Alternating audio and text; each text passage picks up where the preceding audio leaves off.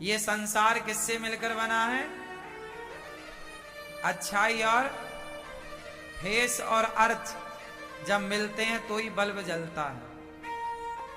Face और अर्थ ना मिले तो बल्ब जल नहीं सकता। फेस से बल्ब जलेगा, अर्थ से बल्ब जलेगा। फेस और अर्थ दोनों मिलेंगे तब बिजली का कोई भी उपकरण चलेगा। क्यों? बात सही है। उसी तरह संसार अच्छाई और बुराइयों से मिलकर बनता है। आपको सताने वाली कोई ना कोई स्त्री ही होगी। वो किस रूप में होगी ये मुझे नहीं पता, पर होगी कोई। सही है। चाहे वो बहू के रूप में सताए या सास के रूप में, देवरानी के रूप में सताए या जेठानी के रूप में, ननद के रूप में सताए या भौजाई के रूप में, पर सताएंगी यहीं आसपास। स्त्रियों को पुरुष वर्ग सताता है कि स्त्रियों को स्त्रियां सताती हैं? जोर से।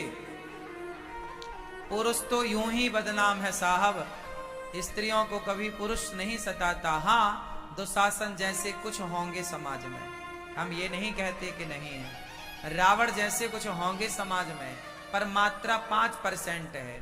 95% नारियों को नारियां ही सताती हैं। क्यों? स्त्रियां संसार की एक स्टडी, भारत की एक स्टडी आपके सामने रख दूं, एक रिसर्च। 85 और 90% बहुएं कहती हैं कि हमारी सास अच्छी नहीं है, और 90% सास कह रही है वो अच्छी नहीं है। 90% देवरानियां बोलती हैं कि बस मेरी वाली जेठानी अच्छी नहीं है, तेरी। 90% ननद कहती हैं कि हमारी भौजाई अच्छी नहीं है, और 90% भौजाई कहती है कि हमारी ननद अच्छी नहीं। कि कबीरदास जी का एक दोहा पढ़ लो तो इस सारे चक्रव्यूह से हम निकल सकते हैं। सास को बहू में कमी दिखती है, बहू को सास में, जेठानी को देवरानी में, देवरानी को जेठानी में, ननद को भौजाई में, भौजाई को ननद में।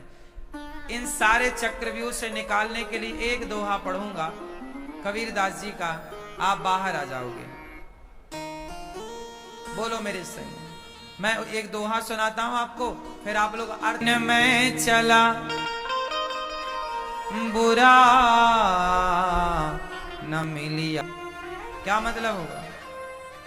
हमें लगता है सास बुरी है, बहू बुरी है, जेठानी बुरी है, देवरानी बुरी है, पर बुरा कौन है?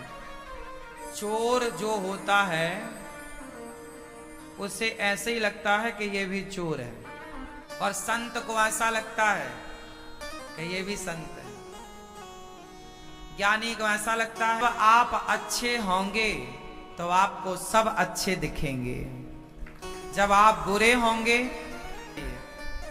समाज को क्या दिखता है? समाज को केवल ये दिख रहा है आप सबके पास 80%, जोर से, आप 80% अच्छे हैं और 20% बुरे हैं।